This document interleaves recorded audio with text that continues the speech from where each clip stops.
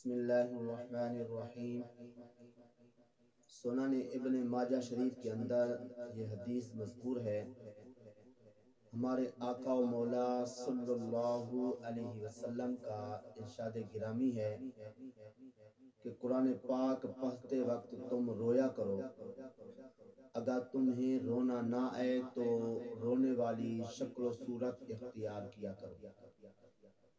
اس حدیث پاک سے ہمیں یہ سبق ملا کہ قرآن پاک کی تلاوت بھی کریں، اور تلاوت قرآن پاک کرتے وقت ہمیں رونا بھی چاہیے۔ بالفرض اگر رونا نہیں آتا تو پھر رونے والی شکل بنا لینی چاہیے۔ یہ تو ہے قرآن پاک پڑھتے وقت کی صورت۔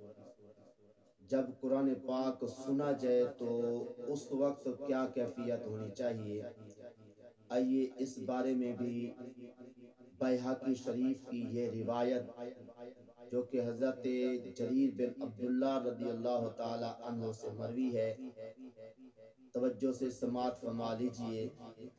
ہمارے آقا و مولا صلی اللہ علیہ وسلم نے ایک دن ارشاد فرمایا، میں سورۃ تکاثر کی تلاوت کروں گا تو جو اس سورۃ تکاثر کو سنتے وقت رو پڑے گا اس کے لیے جنت ہے۔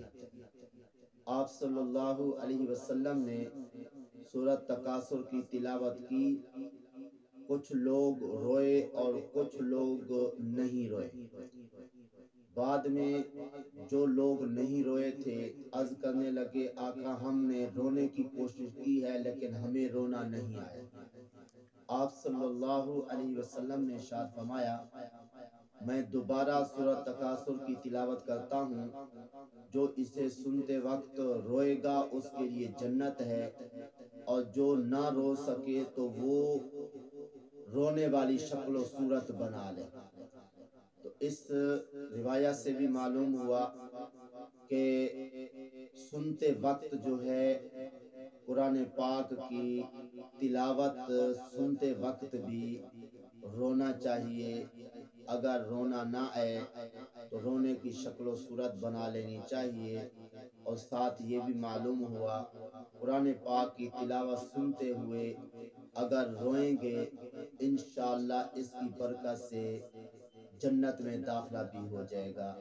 دعا ہے اللہ تبارک و تعالی جو کچھ سنایا اپنی بارگاہ میں شرف قبولیت عطا فرمائے، اور اسے صحیح سمجھ کا صحیح عمل کی توفیق عطا فرمائے۔